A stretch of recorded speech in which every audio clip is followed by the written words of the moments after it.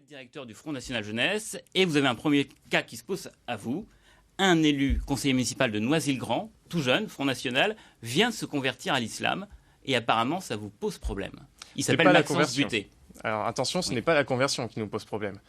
Nous avons un principe au Front National auquel nous tenons vraiment, qui est de ne pas mélanger la politique et le religieux. Donc la conversion de M. Maxence Butté n'est absolument pas un problème au Front National. Par contre, ce qui pose problème et ce qui nous a amené, du moins au niveau départemental, à prendre des décisions un peu plus fermes à son égard, c'est le fait qu'il y avait une action de prosélytisme au sein de la fédération du Front National du 93. Qu'est-ce que vous appelez une action de prosélytisme et qu'est-ce que vous appelez des décisions à son égard? Nous avons su qu'apparemment Maxence Butté partageait des vidéos dans l'optique de convaincre tout son entourage, de convaincre les adhérents. Or, encore une fois, nous tenons au principe de laïcité.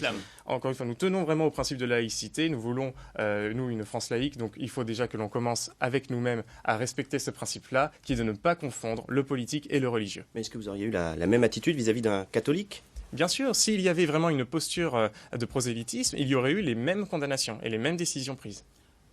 Par exemple, vous avez Alexandre Simoneau, qui est le responsable du FN dans le Val d'Oise, qui est catholique, pratiquant, traditionnaliste, qui ne s'en cache pas, qui nous envoie régulièrement des communiqués pour des événements.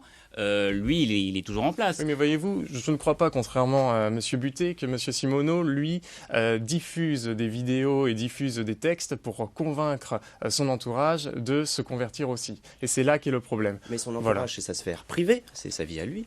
Là, c'était un entourage politique, pour le coup, puisqu'il s'adressait directement aux adhérents du Front National. Mais est-ce que c'est pas dommage ? Parce que c'était une super occasion pour vous. On vous accuse d'être anti-islam. Là, vous pouviez dire, on a un musulman parmi nous. Non, mais d'accord, mais nous, on s'attache pas comme ça à des étiquettes. Voyez-vous, vous dites qu'on est anti-islam. Alors, je ne vais même pas répondre là-dessus. J'ai pas dit ça. J'ai dit qu'on vous accuse d'être anti-islam. D'accord, mais bon.